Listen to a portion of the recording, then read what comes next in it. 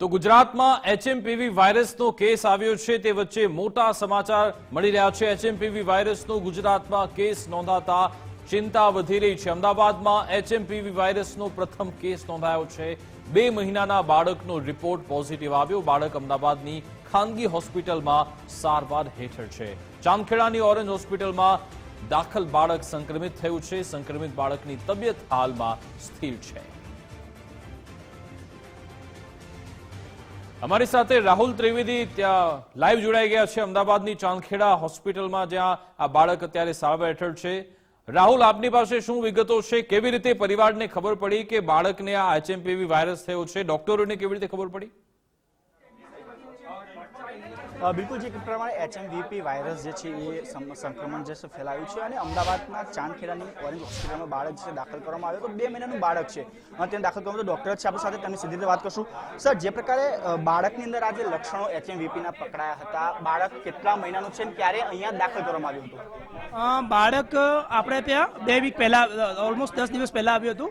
જે સામાન્ય શરદી ખાંસી તાવના ઇન્ફેક્શનમાં લક્ષણો હોય એવા લક્ષણો હતા, પણ બાળકને તકલીફ વધતા આપણે એને વેન્ટિલેટરનો સપોર્ટ જરૂર પડ્યો હતો।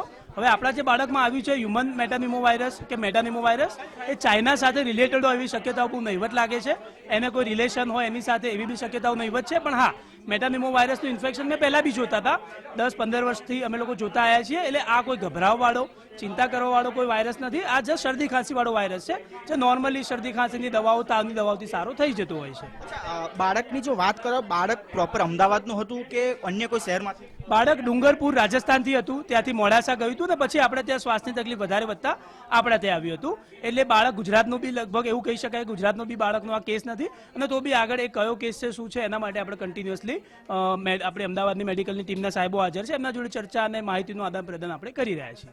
બાળકને શરૂઆતમાં કયા સિમ્ટમ્સ પકડાયા હતા અને ક્યારે અહીંયા દાખલ કરવામાં આવ્યું હતું અને રિપોર્ટ અમદાવાદમાં કઈ જગ્યાએ રિપોર્ટ કરવામાં આવ્યો? રિપોર્ટમાં હાલમાં શું જવાબ આવ્યો છે? હા, રિપોર્ટમાં હજુ આગળ આપણે તપાસ આપી છે કે મેટાનિમો વાયરસ એ હ્યુમન વાળો છે કે જે ચાઇના સાથે જે સબ વેરિયન્ટ છે એના સાથે કમ્પેર થાય એવો છે કે નથી થાય એવો કે અલગ વાયરસ છે। પણ જે રીતે બાળકના સિમ્ટમ હતા અને જે રીતે બાળકનું પ્રેઝન્ટેશન હતું એને પેલા રિલેશન જે ચાઇનાના વાયરસ સાથે એની હિસ્ટ્રી જોતા કોઈ મતલબ હોય એવું લાગતું નથી। પણ હા, એક મેટાનિમો વાયરસ સાદું શરદી ખાંસી તાવનું ઇન્ફેક્શન છે, જેના માટે આપણે ટ્રીટમેન્ટ આપીને બાળક હવે રેડી થઈ ગયું છે અને ડિસ્ચાર્જ લઈ ગયું છે। અચ્છા, ખાસ કરીને જે આ વાયરસની જે પ્રકારે હવે સિમ્ટમ્સ જોવા મળી રહ્યા છે, કયા પ્રકારના સિમ્ટમ્સ હોય છે? જો આ વાયરસ હોય તો સાવચેતી શું રાખવું જરૂરી છે? હા, બાળકને નોર્મલી જે શરદી ખાંસી થાય ત્યારે આપણે કહેતા હોઈએ કે બેઝિક મેડિકેશન લેવાની, શરદી ખાંસીની દવાઓ જે પીડિયાટ્રિશિયન સાહેબે આપી હોય એ પ્રમાણે લેવાની, વધારે સંક્રમણ થયું હોય તો ઘરમાં માસ્ક પહેરવાનું, નોર્મલી અમે હેન્ડ વોશિંગ ફ્રિકવન્ટલી કરવાની એડવાઇસ આપતા હોય અને ટોળાવાળી જગ્યાએ જે જવાની એવોઇડ કરતા હોઈએ। પણ આમાં મેઇન જે બાળકો અફેક્ટ થતા હોય એ લોકો ઇમ્યુનો કોમ્પ્રોમાઇઝ બાળકો કે જેને કોઈ કેન્સરની ટ્રીટમેન્ટ છે, કોઈ સમહાવ કોઈ સ્ટીરોઇડના ઇન્જેક્શન લેવા પડે છે, જેમને હાર્ટ ડિસીઝ છે, જેમને ઓલરેડી કોઈ ભારે ટ્રીટમેન્ટ ચાલી રહી છે, એ લોકો સંક્રમિત થવાની શક્યતાઓ વધારે હોય છે। બાકી રૂટીન નોર્મલ બાળકોને શરદી ખાંસી થઈ એટલે મેટાનિમો વાયરસ છે એવું કોઈ પેનિક થવાની કે કોઈ ટેન્શન કરવાની જરૂર અમારી ટીમ તરફથી જણાતી નથી। બિલકુલ, જે પ્રકારે વાયરસ છે ફેલાયો તો બાળકને જો કે હાલ જે તબિયત છે એ સ્ટેબલ છે, તેને હોસ્પિટલમાંથી પણ ડિસ્ચાર્જ આપી દેવામાં આવે છે। પરંતુ જે પ્રાથમિક લક્ષણો હોય છે એ પ્રાથમિક લક્ષણો સાવચેત રાખવાની જરૂર છે। બેન, જે પ્રકારે કોર્પોરેશન ટીમ દ્વારા પણ હાલ તપાસ માટે અહીંયા આપવામાં આવ્યું છે, કયા પ્રકારનું તપાસ કરવામાં આવ્યું છે? આગળ એમસી દ્વારા કયા પ્રકારની કાર્યવાહી રહેશે? એટલે આ તપાસ કરતાં અત્યારે લાગ્યું છે, પણ આ કેસ અત્યારે અહીંયા કોર્પોરેશનની લિમિટમાં છે જ નહીં, એ બહારનો છે કેસ। પણ જે આપણે તકેદારી રાખવાની હોય કે ભાઈ આ ધારો કે એકબીજાને ફેલાય નહીં એના માટે તમારે ડિસ્ટન્સ રાખો કે માસ્ક પહેરો કે એવી તકેદારી રાખવી જરૂરી છે। પણ અત્યારે કોર્પોરેશનમાં કોઈ એવા કોઈ કેસ નથી અને ઇવન હોસ્પિટલમાં પણ અત્યારે આ શરદી ખાંસી ને તાવના કેસ પહેલાં કરતાં ઘણા પ્રમાણમાં ઓછા થઈ ગયેલા છે।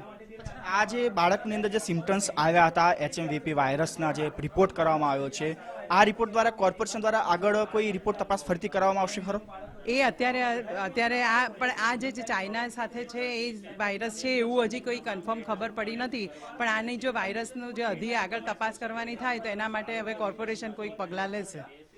બિલકુલ, તો આ હતા કોર્પોરેશનના બી જે પીએસસી સેન્ટરના જે ડૉક્ટરો છે તે પણ અહીંયા પહોંચ્યા હતા અને જે રિપોર્ટ આવ્યો છે તે રિપોર્ટ સાથે સાથે બાળકનું જન્મ તારીખથી લઈને જન્મ ક્યારે થયો હતો, કેવા પ્રકારની પરિસ્થિતિની રિપોર્ટ ક્યાં કર્યો હતો, તમામ પ્રકારના માહિતી છે તે પ્રાપ્ત કરવામાં આવી છે. પરંતુ ડૉક્ટર કહેવા મળી રહ્યું છે કે સામાન્ય રીતે શિયાળાની અંદર શરદી ખાંસીના જે સિમ્પટમ્સ જોવા મળતા હોય છે, પરંતુ આ જે ચીનની અંદર જે HVP વાયરસ પકડાયો છે તે પ્રકારના સિમ્પટમ્સ નથી, પરંતુ કોર્પોરેશન દ્વારા આ રિપોર્ટ લેવામાં આવ્યો છે. રિપોર્ટથી પણ આગળની તપાસ જે છે કરવામાં આવશે. જી બિલકુલ, આભાર રાહુલ તમામ જાણકારી આપવા બદલ, અમારી સાથે જોડાવા બદલ.